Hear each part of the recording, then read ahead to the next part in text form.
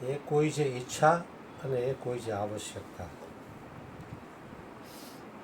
આવશ્યકતા પૂરી થઈ જાય એવો પ્રકૃતિમાં નિયમ છે, પણ ઈચ્છાઓ પૂરી થાય એવો કોઈ નિયમ નથી. ઈચ્છા પૂરી થાય ખરી, ન પણ થાય. જેટલી ઈચ્છા હોય એ બધી પૂરી અમુક થાય ને અમુક ન પણ થાય. ન થાય તો દુઃખ ઊભું થાય. આ ભજનમાં બાપાએ વાત કરી કે ઈચ્છા છે એ દુઃખનું કારણ છે એમ, દુઃખની જનની. કારણ કે વ્યક્તિએ, પરમાત્માએ આખા બ્રહ્માંડમાં ક્યાંય દુઃખ ઊભું નથી કર્યું, પણ મનુષ્ય છે ને એ ઈચ્છાઓ કરીને દુઃખ ઊભું કરે છે.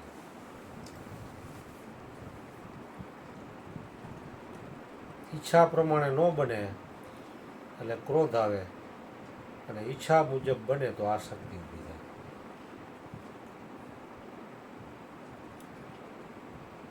ચાહ ચમારી ચૂહરી અતિ નેચન કી નેચ, તું તો પૂરન બ્રહ્મ થા ચાહ ન હોતી બેચ. એટલે ઈચ્છાઓ કરી કરીને જ આ જીવ હેઠો ઉતરી ગયો છે.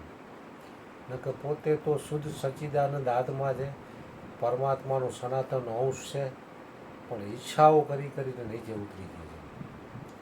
કારણ કે પોતાની ઈચ્છા છે ને એ આ જીવને ગુલામી કરાવડાવે છે. ઈચ્છા જો ન હોય તો એ શહેનશાહ છે.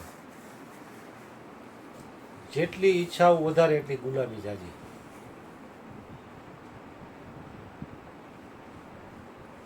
એક રાજાનો એક અંગત મંત્રી હતો. રાજ્ય બહુ વ્યવસ્થિત હાલતું હતું.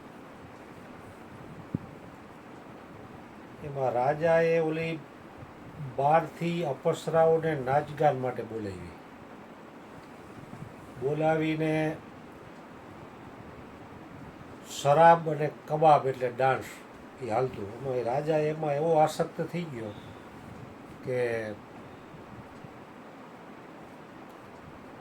દરવાજા બંધ કરી દીધા, કોઈને મુલાકાત નહીં આપવાની, એવો આદેશ આપી દીધો.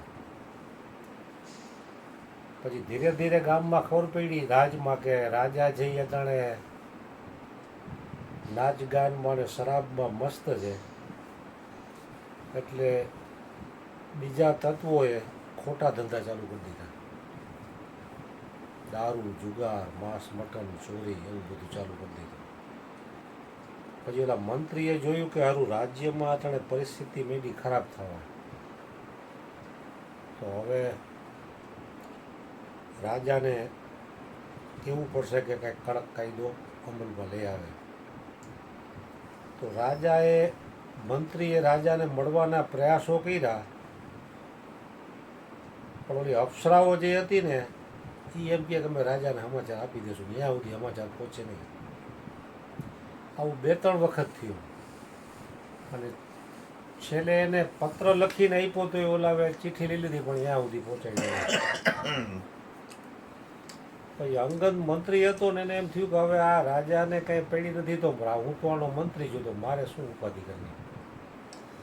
એટલે એને આમ હૃદયમાં એવો ઝાટકો લઈ ગયો કે કોઈને પૂછ્યા વગરનો નોકરી મૂકીને ગયો ગયો. નજીકનું બીજું રાજ્ય હતું ને ત્યાં બારોબાર એક કુટીર હતી ને ત્યાં ભગવાનનું ભજન ભેટો કરવા ધ્યાનસ્થ અવસ્થામાં બેસી ગયો, ટેન્શન ફ્રી થઈને. પછી રાજમાં નો કરવાના ધંધા બહુ થઈ ગયા અને ઉહાપો મંડી ગયો થવા. પછી બહુ દબાણ આવ્યું એટલે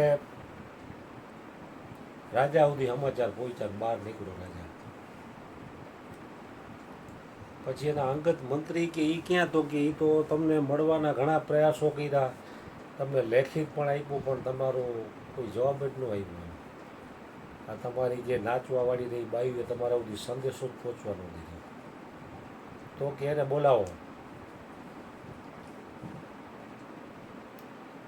એનાથી મને પૂછ્યા વિના જવાય જ કેમ? મારો અંગત મંત્રી જેના ભરોસે તો હું આખું રાજ છોડીને મહેલમાં મોજ મજા કરતો હતો.